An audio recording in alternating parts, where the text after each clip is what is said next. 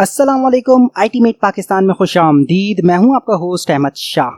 तो आज की वीडियो में हम जानेंगे टेलविन सीएसएस की स्क्रीन्स के बारे में कि स्क्रीन क्या होती है, आप अपने वेबसाइट का जो वेब लेआउट है उसे रिस्पॉन्सिव किस तरीके से बना सकते हैं कि वो आपके मोबाइल में डिफरेंट शो हो, मीडियम साइज की स्क्रीन पे डिफरेंट शो हो और लार्ज और एक्स्ट्रा लार्ज स्क्रीन साइज के ऊपर डिफरेंट शो हो।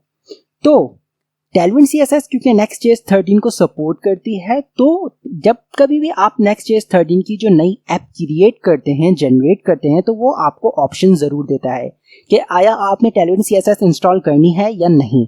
तो सिंपली आपने येस पे क्लिक करना है। मैं वक्त को बचाने के लिए ऑलरेडी यहाँ पे नेक्स्ट की ऐप बना चुका हूँ जिसके अंदर टेलविन सीएसएस ऑटोमेटिकली इंस्टॉल हुई हुई है। तो ये रहा मेरा फोल्डर। मैं इसे सिंपली ओपन विद कोड कर देता हूँ। जैसे ही मैंने इसे ओपन विद कोड किया, ये मेरा फोल्डर ओपन विद कोड हो चुका है।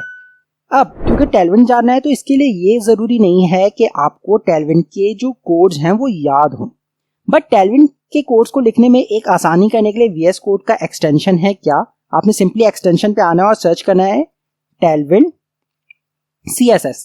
आप जैसे ही टेलविन CSS लिखेंगे तो ये आपके पास आ जाएगा टेलविन CSS इंटेलिजेंस। आपने ये वाला एक्सटेंशन इंस्टॉल कर देना है। उससे ये होगा कि आपके पास सजेशंस आ जाएंगी। कैसे सजेशंस आएंगी तो वो जब मैं कोडिंग करूंगा तो वो आपको भी पता लग जाएगा। तो चलिए आए शुरू करते हैं। अब क्योंकि मेरी ये वो ऐप ओपन हो चुकी है, मैं सिंपली इसे रन कर देता हूँ। अब रन करने का तरीका सिंपल है। आप अगर npm यूजर है, आप लिखेंगे npm run div।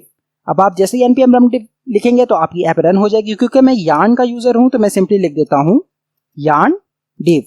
जैसे मैंने yarn div लिखा है, अब जब तक मेरी ये ऐप ओपन होती है, रन होती है, हमने सिंपली आ जाना है कहां पे, गूगल पे आ जाना है। क्यों? क्योंकि हमने वहां से टेलविन सीएसएस की डॉक्यूमेंटेशन को रन करना है। आप सिंपली आ जाए कहां पे, आप आ जाएंगे गूगल पे। अब ये हम गूगल पे आ गए। आपने सिंपली यहां पे लिख देना है क्या, टेलविन सीएसएस। आप जैसे ही टेलविन सीएसएस लिखेंगे, आपके पास जो फर्स्ट लिंक आएगी आपने उसे ओपन कर देना है। आप जैसे ही उसे ओपन करेंगे तो टेलविन सीएसएस का मेन पेज ओपन हो जाएगा आपके पास। आपने सिंपली आ जाना है यहाँ पे डॉक्यूमेंट्स पे। आप जैसे ही डॉक्यूमेंट्स पे आएंगे, थोड़ा सा अगर आप इसको स्क्रॉल डाउन करेंगे तो कस्टमाइजेशन में थीम्स के बिल्कुल नीचे आ रहा होगा स्क्रीन्स। आप जैसे ही स्क्रीन के ऊपर आएंगे तो ये आपको स्क्रीन की तमाम वो शो कर देगा कि आपने स्क्रीन को किस तरीके से रिप्रेजेंट करना है। स्मॉल स्क्रीन के लिए SM रिप्रेजेंट करना है, मीडियम स्क्रीन के लिए MD, LG के लार्ज स्क्रीन है तो LG और एक्स्ट्रा लार्ज है तो XL और उससे भी बड़ी है यानी कि 4K की तरफ है तो 2XL। ओके, ये तो हो गई हमारी स्क्रीन साइज। अब इसको समझे कैसे भाई? समझने का तरीका सिंपल है। मैं यहाँ पे जो कुछ भी मेरा कोड है, इसको मैंने टेस्टिंग के लिए यहाँ पे हेलो वर्ल्ड लिखा था हस्बे रिवायत। मैं यहाँ पे सिंपली क्या करता हूँ, इसे ऑफ कर देता हूँ और ये जो कुछ भी मेरा कोड है मुझे इससे कोई सरोकार नहीं, मैं इसे रिमूव कर देता हूँ। यहाँ पे मैं अपना एक डिव बना देता हूँ जो कि मेरा मेन डिव है। उसके अंदर अब मैं 4 डिव बना देता हूँ और उन चारों डिव को मैं नंबर्स दे देता हूँ ताकि हमें फर्क वाज़ेह हो जाए। 1 2 3 एंड 4। जैसे ही 4 डिव बनाए एंड सेव। जैसे ही सेव करता हूँ और यहाँ पे क्योंकि मैंने इसे ओपन नहीं किया तो मैं यहाँ पे सिंपली लिख देता हूँ लोकल होस्ट 3000 एंड जब तक ये ओपन होता है हम यहाँ पे अपने यहाँ पे चलिए जब तक वो ओपन होता है हम पहले देख लेते हैं कि वो नजर कैसे आ रहा है। तो ये इस तरीके का नजर आ रहा है। सॉरी, मैं यहाँ पे कर देता हूँ 2 3 एंड 4। अब जैसे ही सेव किया ये मेरा कुछ इस तरीके का नजर आ रहा है। अब इसको मैं थोड़ी सी क्लासेस दे देता हूँ। क्या, पहले तो मैं सबसे पहले मेन डिव को क्लास दे देता हूँ, क्लास नेम BG। अब जो मैंने एक्सटेंशन इंस्टॉल की थी, अब ये क्योंकि सजेशन नहीं दे रहा तो भाई अब क्या किया जाए। मैं जैसे ही कंट्रोल और space bar control plus space bar जैसे ही मैं प्रेस करता हूँ तो ये मेरे पास वो आ गई सजेशन। हाइफन लिखता हूँ, जैसे मैं पिंक लिखता हूँ तो ये मेरे पास सजेशन आ गई। तो मैं कर देता हूँ पिंक 200 एंड सेव। जैसे ही पिंक 200 किया तो यहाँ पे मेरे पास पिंक कलर अप्लाई हो चुका है। अब थोड़ी सी मैं इसे पैडिंग भी दे देता हूँ। तो पैडिंग के लिए क्या, मैं सिंपली P लिखता हूँ एंड हाइफन दबाता हूँ तो ये आ गया मेरे पास पैडिंग की सजेशन। मैं सिंपली इसे 4 प्रेस करके सेव कर देता हूँ। जैसे ही 4 लिख के प्रेस किया तो मेरे पास पैडिंग्स आ गई सब जगह पे, बल्कि मैं इसको थोड़ी सी 5 कर देता हूँ एंड हाँ अब सही लग रही है। अब यही चीज मैं करता हूँ यहाँ पे अब सबको अलग अलग करने से बेहतर ये नहीं है कि मैं सबको एक साथ कर लूँ। तो एक साथ करने का तरीका क्या है, मैंने हर जगह पे मल्टी कर्सर यूज करना है। तो मल्टी कर्सर यूज करने का तरीका सिंपल है। आपने VS कोड पे जो आपका जहां पे टेक्स्ट आपने लिखना है आपने वहां पे क्लिक कर देना है एंड ऑल्ट की को प्रेस करे रखना है और जहां पे आपको दूसरा करना है वहां पे आपने क्लिक कर देना है। जैसे ही आप करेंगे ये आपके मल्टी कर्सर एक्टिव हो चुके हैं। अब अगेन मैं यहाँ पे लिख देता हूँ क्या, क्लास नेम। अब पहले क्योंकि मुझे बैकग्राउंड कर देना है तो मैं दे देता हूँ BG ब्लू, और मैं ब्लू का इसको दे देता हूँ 300। और क्योंकि मुझे इसके अंदर पैडिंग भी देनी है तो मैं इसको दे देता हूँ क्या, पैडिंग, और पैडिंग में दे देता हूँ इसको 4, और मार्जिन भी देनी है तो मैं दे देता हूँ MY कितनी 4, एंड सेव। जैसे मैंने सेव किया तो ये अब कुछ इस तरीके का नजर आ रहा है।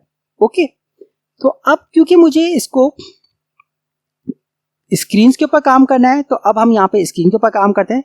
मैं चाह रहा हूं कि मेरी लार्ज या उससे जितनी भी बड़ी स्क्रीन है उसके ऊपर ग्रिड अप्लाई हो जाए। मैं सिंपली यहाँ पे क्या लिखूंगा, हमने वहां पे इसकी डॉक्यूमेंटेशन में पढ़ा कि लार्ज स्क्रीन को हम LG से मेंशन करते हैं, तो मैं यहाँ पे सिंपली लिख देता हूं LG। एंड अब क्योंकि मुझे ग्रिड अप्लाई करना है तो ग्रिड कैसे लिखें भाई, लिखने का तरीका सिंपल है, या तो आप यहाँ पे ग्रिड को सर्च कर लें जो कि आपको मिल जाएगा ये रहा फ्लेक्स बॉक्स एंड ग्रिड के सेक्शन में, या सिंपली आपने यहाँ पे क्विक सर्च पे क्लिक कर देना है और लिख देना है ग्रिड। अब क्योंकि मुझे कॉलम्स चाहिए तो मैं यहाँ पे ग्रिड टेम्पलेट कॉलम पे क्लिक कर देता हूँ और थोड़ा सा स्क्रॉल डाउन करूंगा तो ये आ गई मेरी क्लासेस।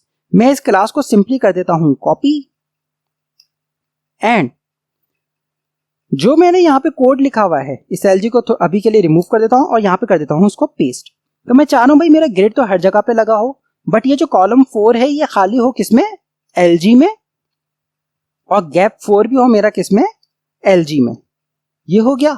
अब क्योंकि LG का हो गया तो ऑब्वियसली एक्स्ट्रा लार्ज और 2XL के लिए भी मैं सेम रखने वाला हूं, तो मैं इसे कॉपी पेस्ट कर देता हूं। ये LG आ रहा है, मैं इसे LG को सेलेक्ट करूंगा।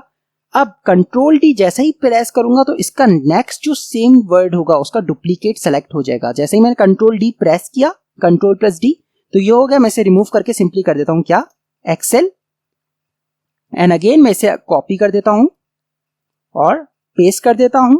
अब ये जो एक्सेल आ रहा है इसके आगे मैं सिंपली कर दूंगा क्या, 2XL,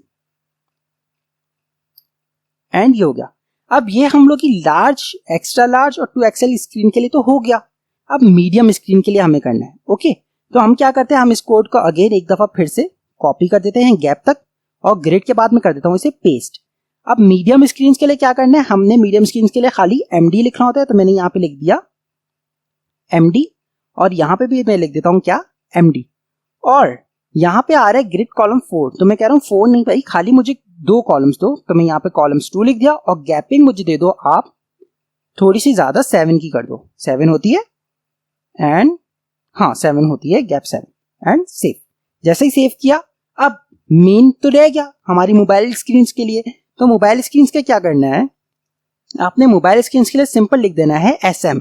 तो चलिए अगेन हम MD वाले को कॉपी कर देते हैं, खाली एक ही कॉलम है तो इसको कॉपी कर देते हैं अब और पेस्ट कर देते हैं। मैंने यहाँ पे गैप वाले प्रॉपर्टी को क्यों कॉपी नहीं किया, मैं आपको वजह बताता हूँ। वजह उसकी ये है कि स्मॉल स्क्रीन पे हम चाह रहे हैं कि खाली एक ही कॉलम नजर आए, तो जब एक ही कॉलम होगा तो भाई गैप क्या होगा, वो इसलिए नहीं होगा क्योंकि हमने यहाँ पे ऑलरेडी इसको मार्जिन दी हुई है। एंड जैसे ही मैं अब इसे सेव कर देता हूँ तो चले आए देखते कि हमारी ये रिस्पॉन्सिव हुई या नहीं। मैं सिंपली यहाँ से इसको इंस्पेक्ट पे चला जाता हूँ। अच्छा, अगर आपके पास ये शो नहीं हो रहा हो तो आपने यहाँ पे डायमेंशन पे आ जाना और इसको सिंपली रिस्पॉन्सिव सेलेक्ट कर देना है। ओके, तो ये हो गई हमारी सबसे पहले लार्ज स्क्रीन। इसके अंदर हमारे पास 4 नजर आ रहे हैं, 4 कॉलम्स नजर आ रहे हैं। तो भाई ये रही लार्ज स्क्रीन, हमारे पास 4 कॉलम नजर आ रहे हैं। अब मीडियम में हमारे पास 2 कॉलम्स हैं। ओके, तो मैं जैसे ही इसको थोड़ा सा नीचे स्क्रॉल करता हूं तो भाई मीडियम में हमारे पास 2 कॉलम्स है और गैप भी बढ़ चुका है। ठीक, अब ये देखिए ये 4 एंड ये 2। अब स्मॉल में हमारे पास सिर्फ एक कॉलम है, तो जैसे ही मैं स्मॉल स्क्रीन पे आता हूं तो ये हमारे पास एक कॉलम है। तो ये तो होगा स्क्रीन की। अब अगर हमने स्क्रीन को कस्टमाइज करना है तो वो कैसे करें, कैसे, अब मैं आपको बताता हूं। लेफ्ट से मैं यहाँ पे आ गया, यहाँ पे अगेन मैं अपने अगर स्क्रीन के सेक्शन पे आ जाऊं तो ये आ गई मेरी स्क्रीन। और अगर मैं इसको थोड़ा सा स्क्रॉल डाउन करूं तो ये देखिए ये आ रहा है minimum width 640 pixels, which means कि आपकी जो ये है वो 768 पे खत्म हो रही है, 768 पिक्सल्स पे। तो अगर मैं यहाँ पे आता हूं, ओके, और यहाँ पे मैं लिख देता हूं क्या 768 एंड एंटर, तो भाई 768 तक तो ठीक है, पर अगर 767 होता है तो ये भी सही काम कर रहा है। ओके, तो ये हम लोग का काम तो सही कर रहा है। विच अगर आप चाह रहे हैं कि आपने इसे चेंज करना है तो आप फिर कैसे करेंगे चेंज, अब आए वो सीखते हैं। चेंज करना भी कोई बड़ी बात नहीं है। अच्छा 2x से अगर लार्ज स्क्रीन है तो क्या करना होगा, आपने सिंपली यहाँ पे क्लिक कर देना। इससे भी बड़ी है तो ये देखें कुछ इस तरीके का नजर आ रहा है आपको लार्ज स्क्रीन के ऊपर रिजल्ट। ओके, अब अगेन हम लैपटॉप की लार्ज स्क्रीन के ऊपर आ जाते हैं जो कि इस तरीके की है। अब अगर हमने यहाँ पे इसके जो पिक्सल्स है उसे चेंज करना है तो क्या करें, आपने कुछ नहीं करना, आपने इस स्क्रीन को सिंपली कॉपी कर देना है और यहां तक ये स्क्रीन का ब्रैकेट ऑफ हो रहा है, आपने इसको कॉपी कर देना है। और क्या करना है आप, क्योंकि स्क्रीन के साथ मैं थोड़ा सा टेम्पर करने जा रहा हूं, वैसे सजेशन मेरी यही है कि अगर आपको जरूरत महसूस हो तभी इसको छेड़ना, ये मैं इसलिए बता रहा हूं ताकि आप लोग सीख सकें। ओके, मैं सिंपली आ जाऊंगा कहां पे, ये रही tailwind config.js। जैसे tailwind config.js में मैं इसे ओपन कर देता हूं तो ये मेरे पास कुछ इस तरीके का व्यू शो हो रहा है। अब यहाँ पे आने के बाद थीम के अंदर एक्सटेंड है, एक्सटेंड में यहाँ पे आपके पास बैकग्राउंड इमेज आ रही है। अगर आपके पास ना भी आ रही तो कोई बात नहीं, आपने थीम एक्सटेंड के अंदर इससे क्या कर देना है, एक्सटेंड के अंदर आप कहीं पे भी पेस्ट कर दो। मैं इसे शुरू में पेस्ट कर देता हूँ, एक्सटेंड के बाद मैंने एंटर किया एंड पेस्ट कर दिया। जैसे ही पेस्ट किया तो नीचे भाई बैकग्राउंड इमेज का एरर आ रहा है, वो इसलिए आ रहा है क्योंकि यहाँ पे जैसे ही कॉमा लगाऊंगा मेरा एरर चला जाएगा। अब मीडियम स्क्रीन मेरी मिनिमम जो उसकी विड्थ है वो 768 है, विच मीन्स कि अगर मेरी मिनिमम विड्थ कितनी आती है 768, देखिए मैं यहां से आता हूं, इसको सिंपली कर देता हूं क्या 768, तो भाई ये मिनिमम विड्थ इसकी ये है। अब मैं चाह रहा हूं कि मेरी 760 तक मेरी जो कि है वो मीडियम स्क्रीन शो, तो मैं क्या करूंगा, मैं यहाँ पे सिंपली एमडी को करके ये इसको कर देता हूँ 760। अब जैसे ही मैंने इसको 760 कर दिया एंड सेव किया तो अब देखते हैं कि क्या होता है। अब ये देखे मैं इसको अगेन यहाँ पे आ रहा हूँ, पहले मेरी 760 तक हो रही, 768 तक हो रही थी, ये 768, तो ये देखे मेरी विड्थ यहाँ से चेंज हो गई। अब 760 तक मेरी मीडियम स्क्रीन होगी, अब उसके बाद मेरी स्मॉल स्क्रीन इंप्लीमेंट होगी। यही आप स्मॉल के साथ भी कर सकते हैं, लार्ज के साथ भी कर सकते हैं और एक्स्ट्रा लार्ज के साथ भी कर सकते हैं। तो आज की वीडियो के लिए इतना ही, उम्मीद करता हूं आपको हमारी ये वाली वीडियो पसंद आई होगी। अगर वीडियो पसंद आए तो please do like share and subscribe. फिर मिलते हैं नेक्स्ट वीडियो में, तब तक के लिए अपना ख्याल रखिएगा। अल्लाह हाफिज।